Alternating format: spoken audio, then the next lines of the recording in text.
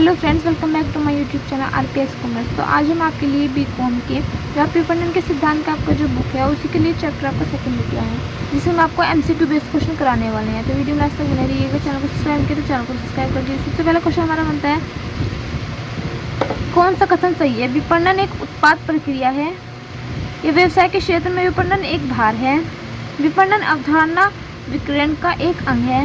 यह विपणन मिश्रण उपभोक्ता अभिमुखी होना चाहिए। तो हमारा जो लास्ट का ऑप्शन है ये वाला हमारा करेक्ट होगा। फिर सेकंड क्वेश्चन आता है कि निर्माताओं द्वारा बाजार में सफलता प्राप्त करने के लिए प्रयोग किए जाने वाली नीतियाँ विपणन मिश्रण का निर्माण करती है। ये कथन किसके द्वारा कहा गया था? तो ये कथन आर.एस. डाबर के द्वारा कहा गया था। फिर इसमें क्वेश्चन आता है विपणन मिश्रण शब्द का सबसे पहले उपयोग किया था, तो ये नील एच. ब्रांडल के द्वारा किया गया था।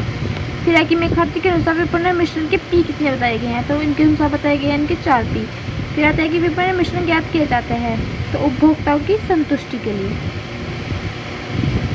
फिर विपणन मिश्रण के प्रमुख तत्व हैं उत्पाद नियोजन, कीमत निर्धारण, विपणन अनुसंधान, यानी कि उपरोक्त सभी।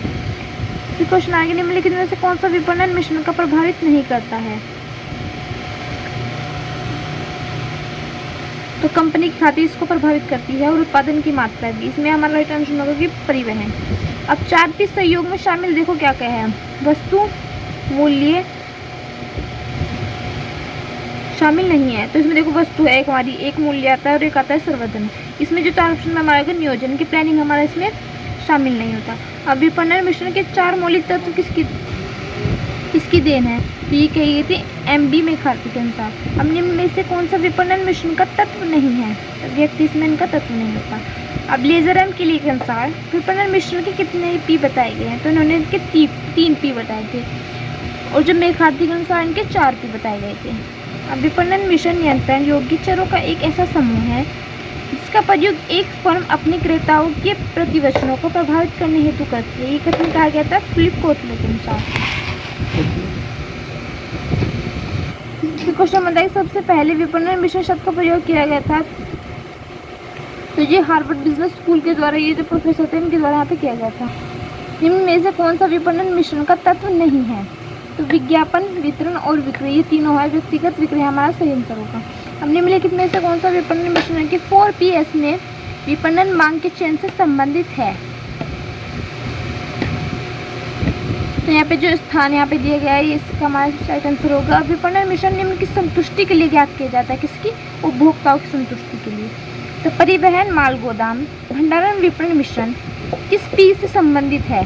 तो ये किस पी से संबंधित है? स्थान से। देखो परिवहन, माल गोदाम, भंडारण, ये होगी स्थान से। अब विपणन के 4 PS किसके देन थे? ये थे मेखार्थी के। निम्नलिखित में से कौन सा तत्व मूल्य मिश्रण से शामिल है?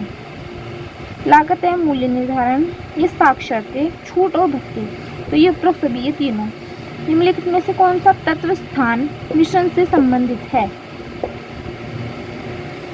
वितरण वाहिकाएं, संग्रह सुविधाएं, इनकी इसमें भी हमारा ऑप्शन जो डी वाला उपरोक्त सभी होगा। अब निम्नलिखित में से कौन सा संवर्धन मिश्रण में शामिल है? विज्ञापन या व्यक्तिगत विक्रय, विक्रय संवर्धन, तो इसमें भी हमारा डी वाला ऑप्शन सही होगा। निम्नलिखित में से आ रहा है कि विपणन मिश्रण का कौन सा तत्व उत्पाद से संबंधित नहीं है?